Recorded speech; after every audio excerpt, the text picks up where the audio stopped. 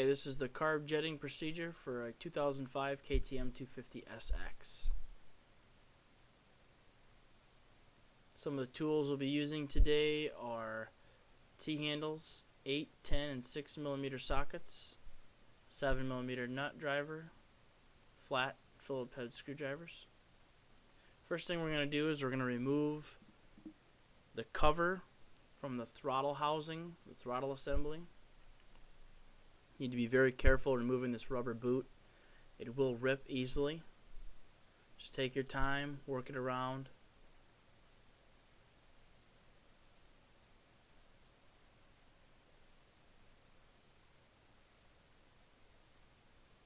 Once the boot slid out of the way, you'll see 2 Phillips head screws. Take your Phillips head screwdriver and remove the 2 screws. The screws do not need to come all the way out, they just need to be loose. They'll stay inside the cover.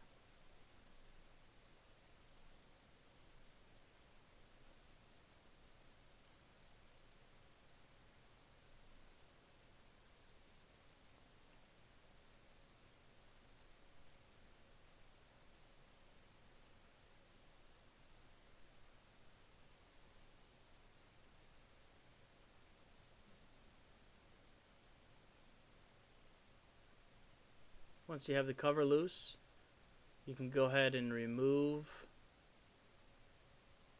your throttle cable from the housing. It simply screws out. You'll have to loosen that lock nut on the top there. As you can see, it screws right out of the housing there. Just go ahead and let that sit there. Now you can remove your cover. When you do remove your cover, be careful. There's a little brass piece that sometimes sticks to the screw on the inside. Go ahead and set those aside.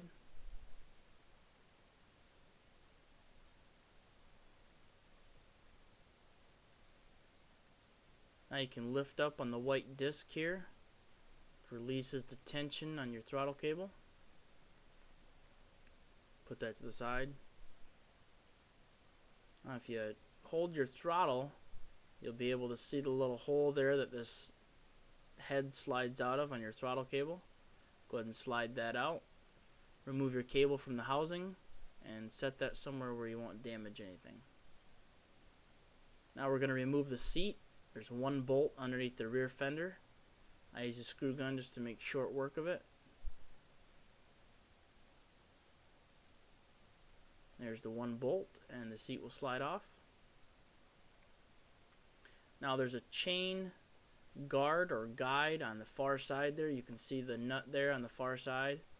You'll have to slide your 3/8 T-handle and a 10 millimeter just behind the kickstarter.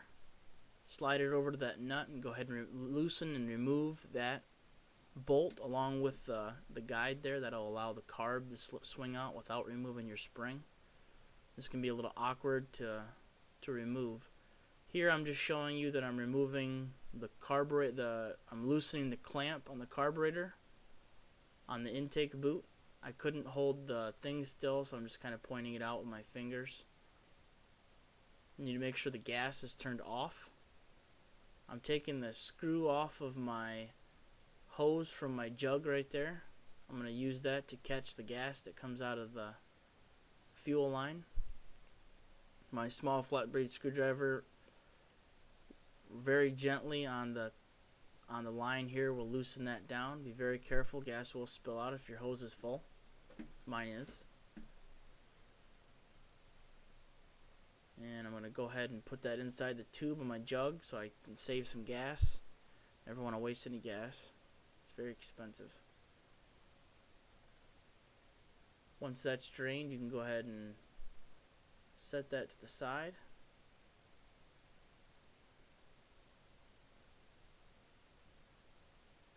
Now you want to go ahead and remove the lower swing arm bolt on the clutch side. It's an Allen head. Go ahead and put that somewhere where you won't lose it.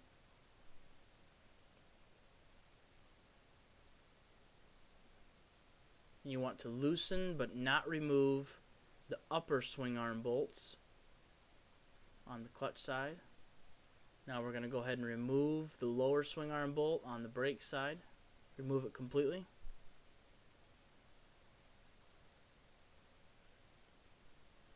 And we're going to go ahead and loosen the upper swing arm bolt. And you want to loosen it up so there's about a ½ inch sticking out or till it's loose to the fingers. Now I'm going to remove my exhaust, my silencer. I go ahead and use a screw gun here. They're 8mm bolts. There's 2 of them inside the holes in my number plate here. Once those are removed, you can go ahead and get your bolts out of there. I just wiggle mine out and let them fall right behind the number plate there. Just wiggle and they'll fall out, and then go ahead and remove your exhaust. You'll have to pull a little bit to get it off of the expansion chamber because KTM makes a very good joint, rubber joint. Once that's off, you can go ahead and set that aside.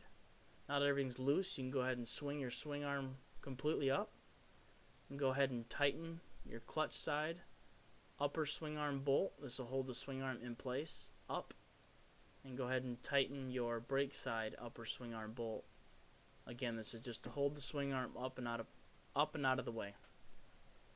Now you can see we have access to our bowl of our carburetor, the bottom of our carb. Go ahead and remove your screws. I've opted to replace 2 of my screws with hex head bolts. The upper ones you need inner hex heads or Allen head bolts, and I haven't found any yet. When I do, I'll be replacing those as well. They strip very easily. These upper ones are held together, or the rear ones are held. Also hold on your vent tubing. Make sure you don't lose those little clips that hold that on. Those can just sit to the side. Now when you remove your bowl, if you haven't drained it, you can see in the middle there's the drain bolt, and I have not drained mine.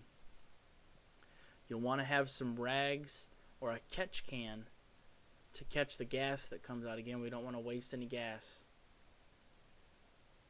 This is the 3rd bolt we're removing, and again I replace these with hex heads, the 7mm nut driver.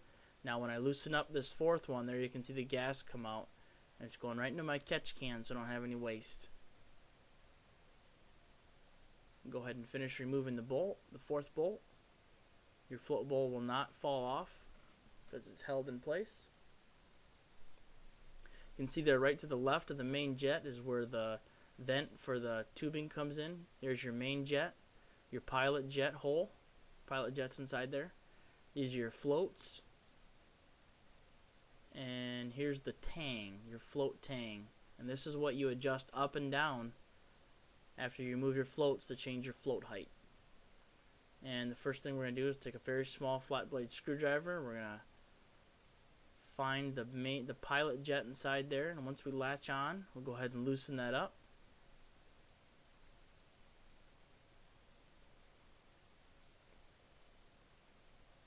And with the carburetor level like this, your main jet or your pilot jet is not, your pilot jet's not just going to come out. So we're just going to tap the top of the carb and it'll come right out. You'll see here. Just keep tapping it. Gentle taps, it'll fall right out in your hand. Keep your hand right there. There it is. There's your pilot jet. There's the pilot jet.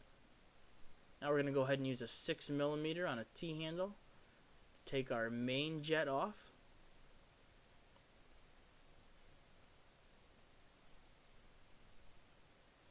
And there's our main jet.